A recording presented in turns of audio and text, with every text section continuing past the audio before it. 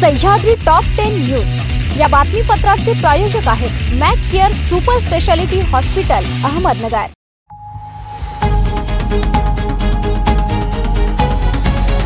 प्रेक्षको नमस्कार, मी दिशा न्यूज 24 सह्याद्रीमध्ये तुमचं स्वागत। पाहूया अहिल्यानगर जिल्ह्यातील महत्त्वपूर्ण बातम्यांचा आढावा सह्याद्री टॉप 10 मध्ये।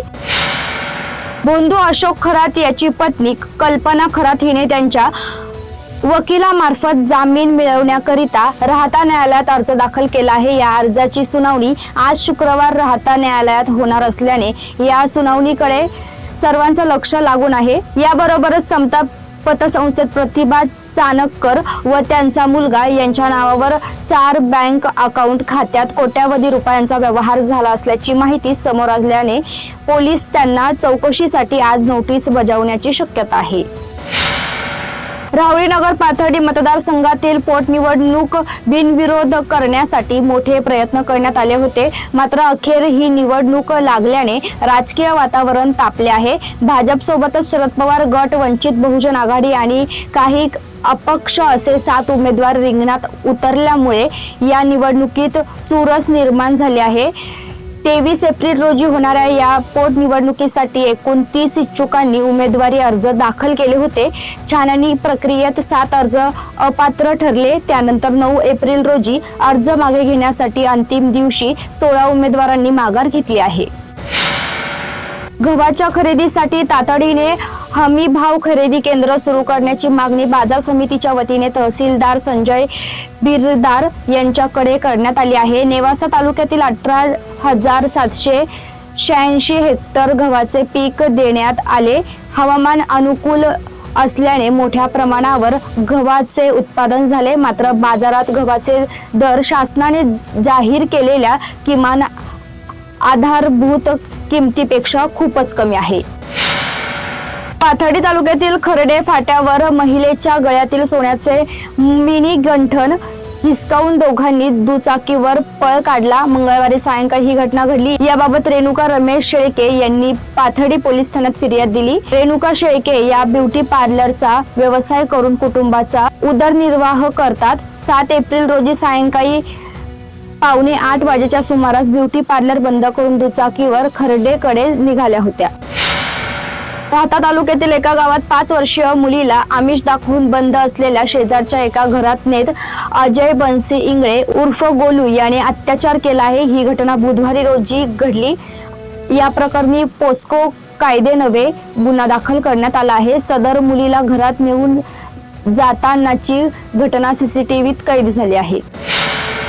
सह्याद्री टॉप 10 मध्ये घेऊया एक छोटीशी विश्रांती। कॉंग्रॅच्युलेशन्स वहिनी, बाळ झाल्याबद्दल। पण मी ऐकलंय डिलिव्हरी फार क्रिटिकल होती। आता ठीक आहे ना सगळं? अगं होता थोडा प्रॉब्लेम, पण स्त्रियांच्या आरोग्याची संपूर्ण काळजी घेणारं मातृसेवा होतं ना साथीला। सगळं सुरळीत झालं। किशोर वयापासून ते रजोनिवृत्तीपर्यंत स्त्रीच्या आरोग्याची संपूर्ण काळजी घेणारं अहमदनगर मधील पहिलं स्त्री रुग्णालय Matruseva women's hospital obstetric ICU। किशोरवयीन आणि विवाहपूर्व समुपदेशन, गरोदर माता तपासणी आणि प्रसूती, पहिल्या सिझेरियन नंतर नॉर्मल डिलिव्हरीची सोय। मातृसेवा विमेन्स हॉस्पिटल, सक्कर चौक, नवीन टिळक रोड, अहमदनगर। फोन 9850200017। विश्रांतीनंतर तुमचं पुन्हा एकदा स्वागत। पाहूया पुढील बातम्या।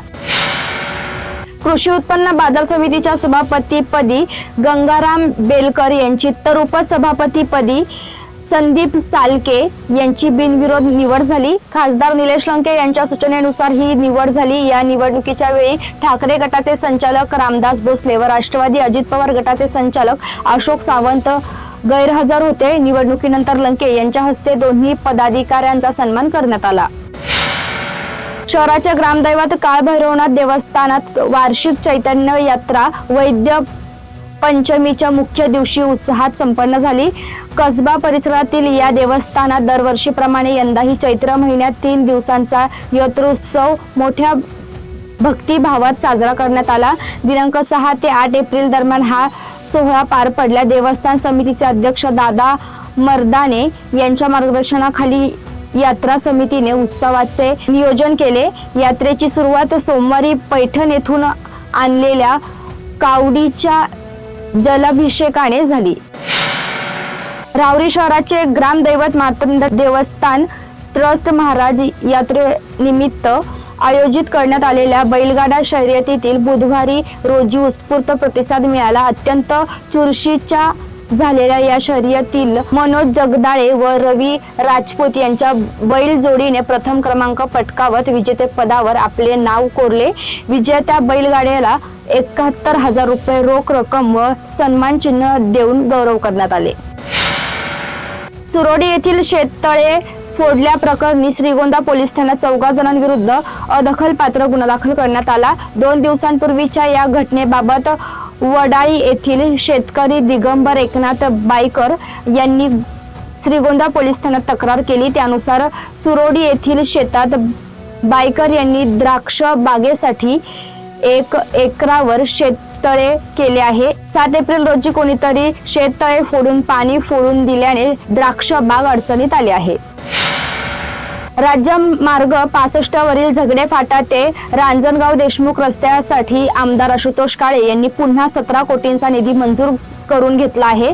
या निधीचा योग्य वापर होऊन काम दर्जेदार व्हावे अशी मागणी पोहेगाव व पंचक्रोशीतील नागरिकांनी केली. गुरुवारी सार्वजनिक बांधकाम विभागाच्या अधिकाऱ्यांनी नागरिकांसह रस्त्याची पाहणी केली. यापूर्वी 17.5 कोटींच्या निधीतून काम झाले होते, मात्र कमकुवत पाया व अवजड वाहतुकीमुळे रस्ता टिकला नाही. त्यामुळे हा रस्ता सिमेंट कॉन्क्रीट करण्याचा प्रयत्न सुरू आहे. दरम्यान 2026 आणि 27च्या अर्थसंकल्पातून मंजूर 25 कोटींपैकी या रस्त्यासाठी 17 कोटी देण्यात आले आहेत.